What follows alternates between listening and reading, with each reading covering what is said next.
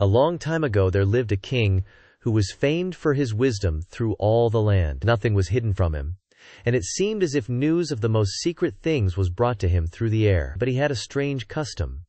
Every day after dinner, when the table was cleared and no one else was present, a trusty servant had to bring him one more dish. It was covered, however, and even the servant did not know what was in it. Neither did anyone know, for the king never took off the cover to eat of it until he was quite alone. This had gone on for a long time, when one day the servant, who took away the dish, was overcome with such curiosity that he could not help carrying the dish into his room. When he had carefully locked the door, he lifted up the cover and saw a white snake lying on the dish.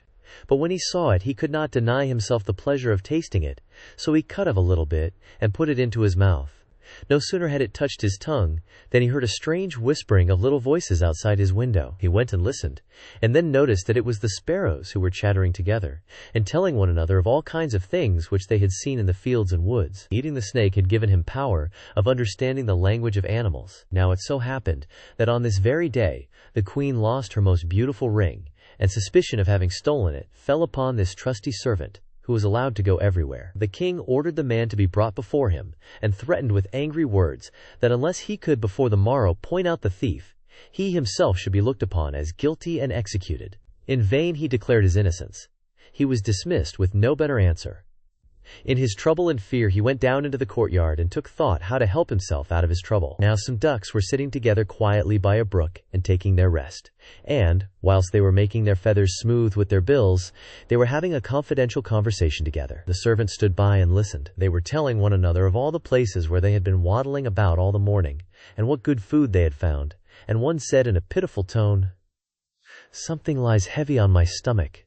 As I was eating in haste, I swallowed a ring which lay under the queen's window." The servant at once seized her by the neck, carried her to the kitchen, and said to the cook, "Here is a fine duck. Pray, kill her." "Yes," said the cook, and weighed her in his hand.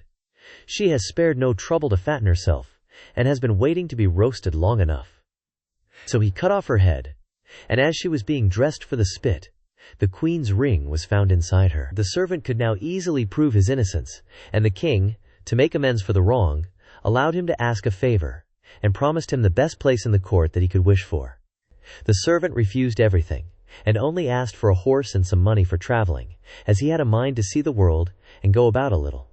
When his request was granted, he set out on his way, and one day came to a pond, where he saw 3 fishes caught in the reeds and gasping for water. Now, though it is said that fishes are dumb, he heard them lamenting that they must perish so miserably, and, as he had a kind heart, he got off his horse and put the 3 prisoners back into the water. They leapt with delight, put out their heads, and cried to him, "We will remember you and repay you for saving us." He rode on, and after a while it seemed to him that he heard a voice in the sand at his feet. He listened, and heard an ant-king complain, "Why cannot folks with their clumsy beasts keep off our bodies? That stupid horse, with his heavy hoofs, has been treading down my people without mercy." So he turned onto a side path, and the ant-king cried out to him, "We will remember you.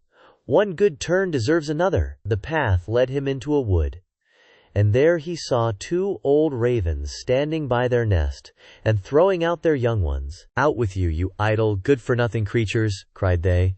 "We cannot find food for you any longer. You are big enough and can provide for yourselves." But the poor young ravens lay upon the ground, flapping their wings and crying, "Oh, what helpless chicks we are!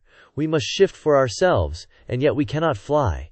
What can we do but lie here and starve?" So the good young fellow alighted and killed his horse with his sword, and gave it to them for food. Then they came hopping up to it, satisfied their hunger, and cried, "We will remember you. One good turn deserves another." And now he had to use his own legs, and when he had walked a long way he came to a large city. There was a great noise and crowd in the streets, and a man rode up on horseback crying aloud, "The king's daughter wants a husband, but whoever seeks her hand must perform a hard task, and if he does not succeed he will forfeit his life." Many had already made the attempt, but in vain. Nevertheless, when the youth saw the king's daughter, he was so overcome by her great beauty that he forgot all danger, went before the king, and declared himself a suitor. So he was led out to the sea, and a gold ring was thrown into it, before his eyes. Then the king ordered him to fetch this ring up from the bottom of the sea, and added, "If you come up again without it, You will be thrown in again and again until you perish amid the waves." All the people grieved for the handsome youth. Then they went away, leaving him alone by the sea. He stood on the shore, and considered what he should do, when suddenly he saw 3 fishes come swimming towards him, and they were the very fishes whose lives he had saved. The one in the middle held a mussel in its mouth, which it laid on the shore at the youth's feet, and when he had taken it up and opened it, there lay the gold ring in the shell. Full of joy he took it to the king, and expected that he would grant him the promised reward. But when the proud princess perceived that he was not her equal in birth, she scorned him, and required him first to perform another task. She went down into the garden, and strewed with her own hands 10 sacks full of millet seed on the grass.